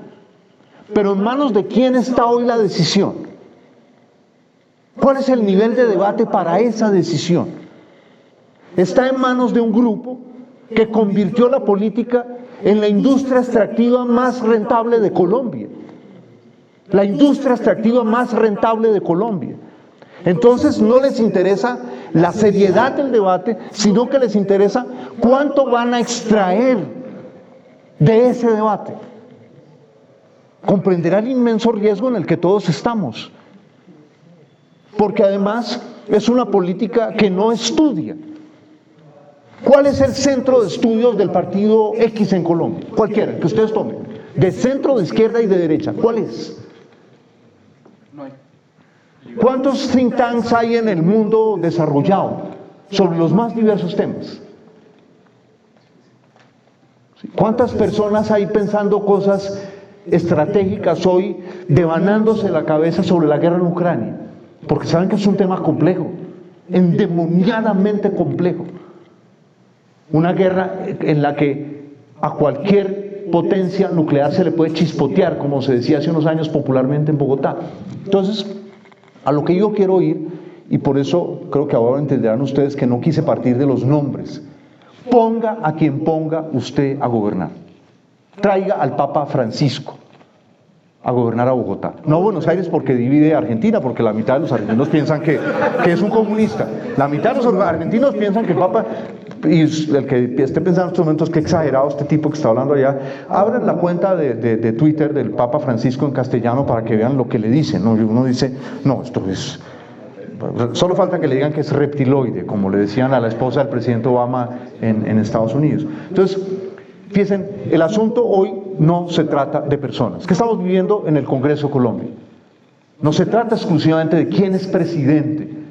Está ese sistema extractivo de chantaje que va contra la ley, pero nadie le se atreve a poner el cascabel al gato. De hecho, le cambiamos de nombre. Nos trajimos un término que creo que creó Montesinos en el Perú, mermelada. En vez de señalar que lo que ocurre es una cosa que está prohibida por la ley de Colombia, y es que con plata los presidentes compren el Congreso, o la asamblea de no sé dónde, o el consejo de no sé dónde. Entonces, lo que yo siento es que como sociedad estamos en mora de pasar de una cosa emotiva sobre la corrupción, malditos corruptos, a pensar, bueno, y entonces, ¿cuáles son los mecanismos que tenemos que crear para que no sean exclusivamente, no van a desaparecer, pero que no sean exclusivamente unos señores que manejan una industria extractiva que saquea sistemáticamente el presupuesto nacional, el presupuesto de las ciudades, el presupuesto de los pueblos, el presupuesto de los departamentos, quienes tomen las decisiones? Que otro tipo de gente pueda llegar allí. Y que haya un sistema judicial que a algunos de ellos, en su conjunto, que no meta uno solo. Porque es que meten uno solo y el sistema extractivo de Caldas queda vivo. Meten uno solo y el sistema extractivo de La Guajira queda vivo. Entonces, a lo que yo voy es que no podemos resolver un problema complejo con simplezas. Entonces, el tema de la corrupción en Colombia quedó reducido a un anuncio de escándalos. Nuevo escándalo. Que eso favorece a quienes manejan ese sistema. que es la cosa. Y voy a contar una anécdota aquí de un taxista que una vez me sorprendió, tanto que yo no lograba entender qué era lo que me estaba diciendo. Cuando le digo, perdón, ¿qué es lo que usted me acaba de decir? Entonces, no, señor, me dice, es que la gente aquí, ahora hay una serie sobre Pablo Escobar, y parece que hay una serie de Pablo Escobar en el mundo, no me acuerdo, una serie que había en esos momentos muy popular en anglosajona, y entonces la gente dice, y se suben aquí al taxi, ¿cómo era de inteligente Pablo Escobar? Y me dice, le están equivocados. Él no era inteligente, él era un matón exitoso, con un negocio que funcionaba automáticamente, teniendo millones de compradores en Estados Unidos. Si él hubiera sido verdaderamente inteligente, me dice el señor taxista, porque yo le digo, ¿y por qué usted cree que él no era una persona inteligente? Si él hubiera sido verdaderamente inteligente, de joven no se hubiera metido a bandido, se hubiera metido a político. Yo sería expresidente de Colombia, me dijo el señor taxista. Y fue una lección para mí. Yo quiero cerrar agradeciendo a todos también que construye, que abrió este espacio.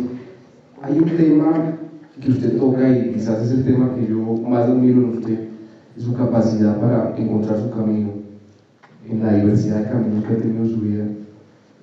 Es muy valiente y difícil también salir de la política por muchas razones. La última vez que hablamos, a mí me llamó mucho la atención eso, como usted me dijo, hombre, es que yo sentía que ya no era mi lugar y quería seguir otros caminos.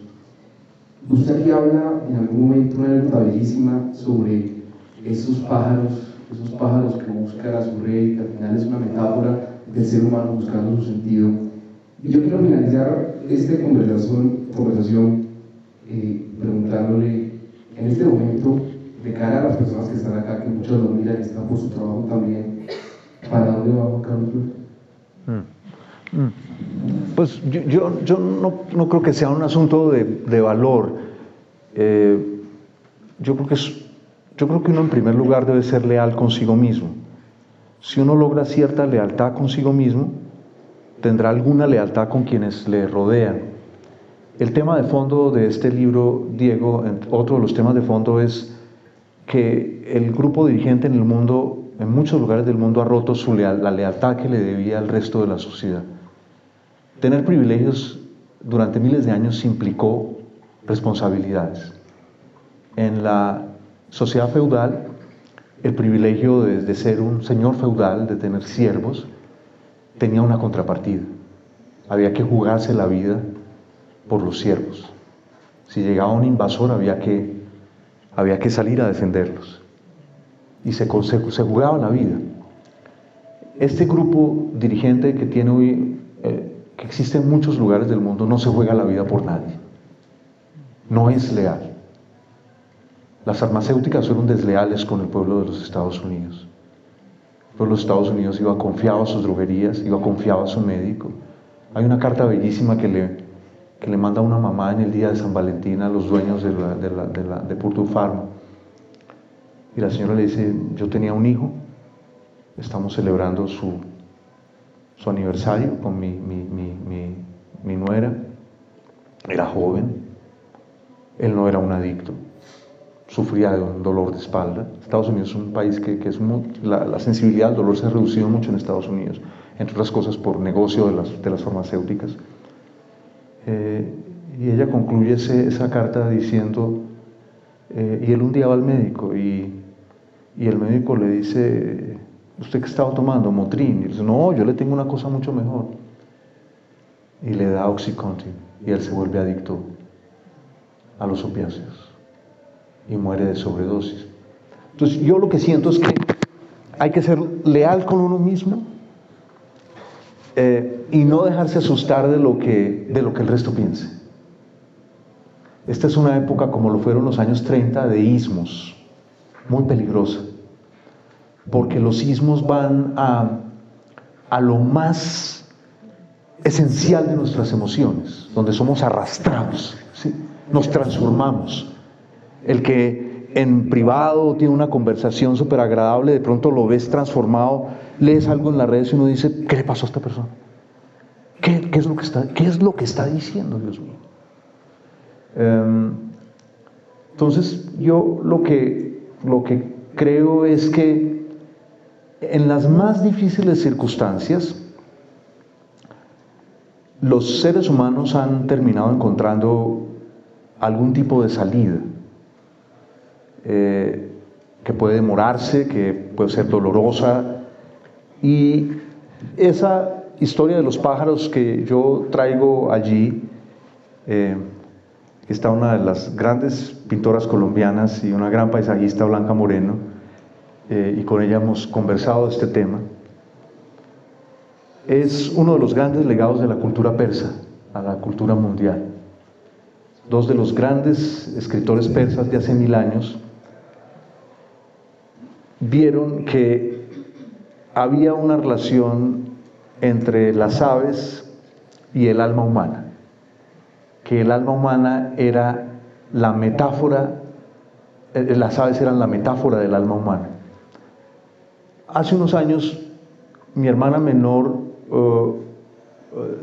me dijo que mi hermana menor se dedicó con mucha pasión a buscar para pequeños pueblos un tipo de turismo que no fuese invasivo, que no obligase a la gente de los pequeños pueblos a imitar a las ciudades. Entonces, ¿usted vende hamburguesas aquí? Aquí no venden pizza, ¿sí?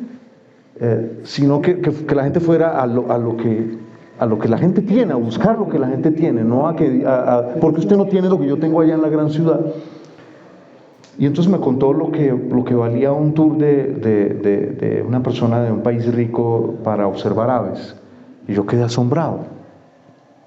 Y yo le dije, cuéntame cómo es, qué es lo que buscan. Y me dijo, yo no sé exactamente qué es lo que buscan, porque no es solamente tomarles una foto, no es... Cuando yo leí esto, yo dije, no, lo que la gente está buscando es su alma. Es decir, lo que ellos vieron hace 1000 años era que un viaje de las aves, que las aves representaban el alma humana, porque esto es un viaje maravilloso, ¿cierto?, de miles de aves que van a buscar a su rey. Esto es un escritor persa que se traduce al castellano como si fuera el farmacéuta. Él era un farmacéuta, pero no como los Sackler, era otro tipo de farmacéuta del alma, ¿no?, que pensaba que el hombre estaba compuesto no solamente de cosas materiales. Y entonces él escribe esta cosa bellísima, esta metáfora bellísima, de miles de aves que van a buscar el simur, que el simur es uno de esos grandes pájaros de las leyendas de China y de Persia. Yo crecí leyendo Las Mil y Una Noches, de manera que yo soy experto en esos pájaros míticos. Y después de realizar todo ese viaje, ¿cierto?, ellos descubren que lo que estaba buscando estaba en cada uno de ellos. Entonces yo siento que estas personas que pagan esas fortunas por ir a observar aves, están buscando que es algo que está dentro de ellos, y que la excesiva materialización contemporánea, porque esta es la primera época en la historia de la humanidad en que hay unos señores que nos dijeron que el ser humano solo se reduce a lo material. Nunca antes había existido una civilización así, nunca, que dijera que nos reducimos solamente a lo material. Entonces yo creo que uno tiene que atreverse a hacer lo que es, y eso implica que uno, pues hay unas cosas a las que tiene que decirles no en la vida, y creo que decir no es más importante que decir sí. Espero que me diga hacia esta. Quiero cerrar leyendo hasta donde usted empieza las comillas en su libro, y quiero que usted lea las comillas. Nada de esto es planeado, ¿no? Él tampoco sabe que lo voy a leer. Recuerdo, dice él, la profunda emoción que me produjo en la adolescencia el epígrafe de la novela de Hemingway, Por quien doblan las campanas. Tomado de un sermón del poeta inglés John Donne, quien en el siglo XVII fue sedín de la Catedral de San Pablo en Londres. Me transmitió un sentido de urgencia vital que ha permanecido vivo en mí todos estos años, habla de usted, y hoy me anima a compartir estas reflexiones y búsqueda mía con ustedes. ¿Qué es lo que debo leer? Desde nadie. ¿Desde dónde? Desde nadie. A ver, yo miro dónde está nadie. Hoy, a ver, si el mar... nadie. Esto es lo de John Donne. El libro tiene una versión leída por mí, y cuando estaba leyendo esta cosa, Lo grabé en los estudios de Daniel Correa. Y entonces yo dije, no, tengo que buscar las campanas de la Catedral de San Pablo en Londres, que fueron las que oyó John Donne cuando escribió esta cosa. Porque cuando yo leí esto, si yo no recuerdo cuántos tendría, 12 años, 13 años. Para mí Roberto Jordán, este periodista de los Estados Unidos que va a luchar en la Guerra Civil Española, se convirtió en mi héroe. Yo quería ser Roberto Jordán. Bien. Entonces todo lo que escribió John Donne hace ya muchos siglos allá en Londres. Nadie es una isla, completo en sí mismo. Cada hombre es un pedazo del continente, una parte de la tierra. Si el mar se lleva una porción de tierra, toda Europa, hoy diríamos todo el planeta, queda disminuida, como si fuera un promontorio, o la casa de uno de tus amigos, o la tuya propia. La muerte de cualquier hombre me disminuye, porque estoy ligado a la humanidad, y por consiguiente, nunca preguntes por quién dobla la campana, dobla por ti. Y yo luego digo, hoy la campana dobla por todos nosotros. Muchas gracias, Juan Carlos Flores, por esta entrevista. A usted, querido.